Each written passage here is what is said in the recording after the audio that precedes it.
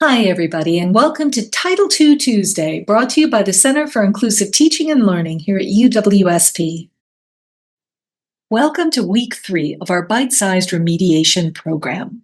Last week, we had you put all of your course videos into Kaltura to enable machine captioning and to ensure that your videos are in a single location to which CITL has access.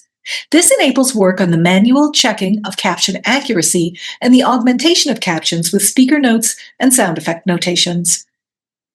If you missed moving your videos last week, please review the instructions provided in the Week 2 module of the Bite-Sized Remediation Guide course, which is linked below this video. If you're not sure where your videos reside, please contact CITL via email and we'll review the videos in question. This week, we'll continue to prepare videos used in your course for enhanced captioning by making sure that all your videos in Kaltura are properly tagged. We'll review the tags that you should apply to your videos and label them for captioning support. We'll also give you some insights into the best ways to caption the videos yourself if you choose to do that. Let's start out this week with some potential good news that may lighten your burden for making your course compliant with the Americans with Disabilities Act Title II. Pending funding, the university is planning to hire a team of student employees to assist in checking and augmenting closed captions.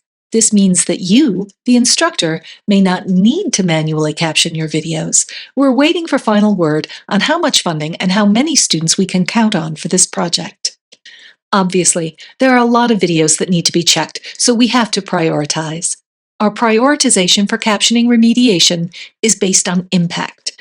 As we progress through augmented captioning, we'll give priority to videos used in courses that are taught in hybrid or online formats. Then we'll work on videos that you have tagged as requesting caption review. Finally, we'll look at the videos that have the most plays. Although you're welcome to remediate your own video captions if you choose to, you don't need to complete this task on your own.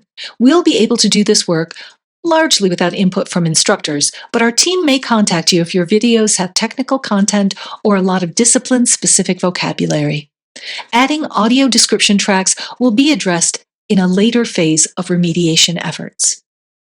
With all of that out of the way, let's get to work tagging videos. Although it's useful for instructors to tag videos with course and term information, to receive CITL support for captioning, you need to add specific tags relevant to caption remediation. We have 3 tags we'll be using. First, UWSP_CC_review. Add this tag to indicate to us that you need us to review captions for this video. Next, UWSP_CC_online.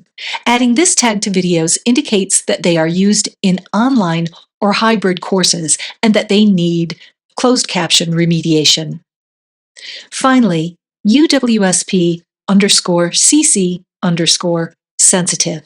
You can add this tag if your video contains sensitive material such as nudity, violence, sexually explicit content, or potentially triggering content.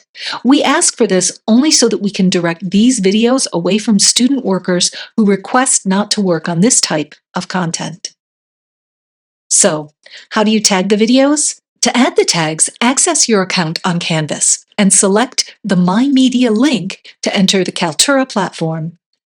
Click the edit icon to the right of the video you'd like to tag.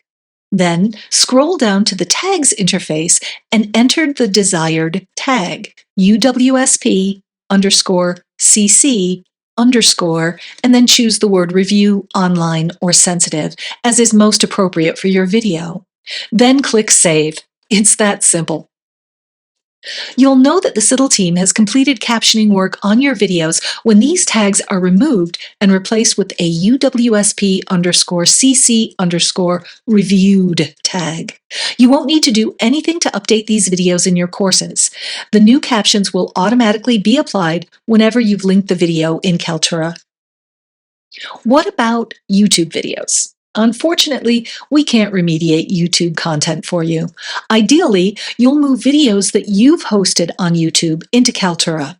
The videos on YouTube hosted by others should be reviewed for caption accuracy.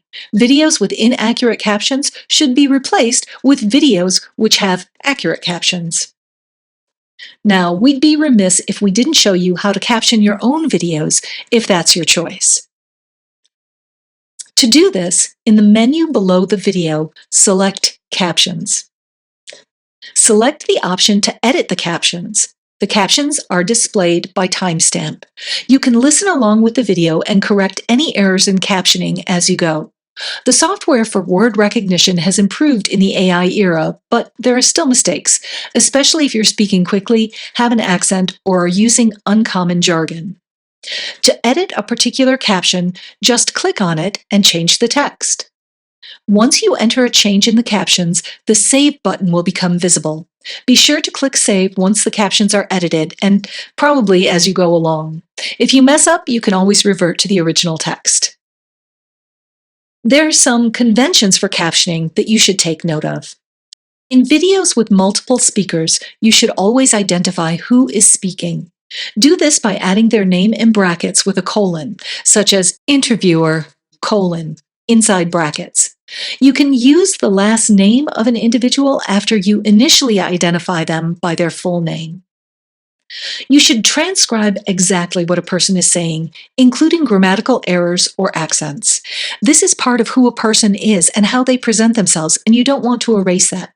So, for example, use the word gonna if somebody uses the word gonna. Don't change it to going to. Okay, please omit nonsense and filler words. Don't transcribe the ums, uhs, or other filler words. But if somebody says like all the time, then include that because it's like sort of an accent. Annoying, but an accent or manner of speech that we'd like to preserve. Remember to use standard punctuation and capitalization conventions. For example, when a person quotes another person, use quotation marks to show that they're quoting somebody. Use an ellipsis, those 3 periods in a row, if there's a significant pause in the dialogue. Use italics to show that a speaker has put emphasis on a particular word. When there are sounds that are important for understanding the context, caption them in parentheses. For example, if there's scary music, like the Jaws theme, indicate scary music in parentheses. If there's a sound like a thunderclap, then insert thunderclap in parentheses in your captions to indicate that something has happened. Remember to keep your captions short. Every caption should be no longer than 2 lines and shouldn't cover important information split between 2 different captions. Try to keep the phrases intact on the screen, not split between 2 different captions. Finally, remember to save often. Nothing is worse than losing an hour's work because you forgot to save it. If you decide to self-remediate your captions, please remember to add the tag UWSP_CC_reviewed. Our team will eventually reach all of the videos in Kaltura, not just those that have requested captioning support, and it's important for us not to waste time doing a job you've already done. Remember that accessible digital content is essential for full participation and learning for our students. We hope to have a team in place to check and augment your Kaltura video captions, so make sure your videos are appropriately tagged. If you'd rather do the captioning work yourself, you can, but be sure to follow these guidelines. And that's this week's Title II tip, brought to you by the Center for Inclusive Teaching and Learning here at UWSP.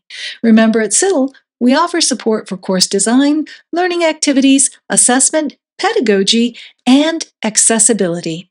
Visit our website to schedule a consultation today.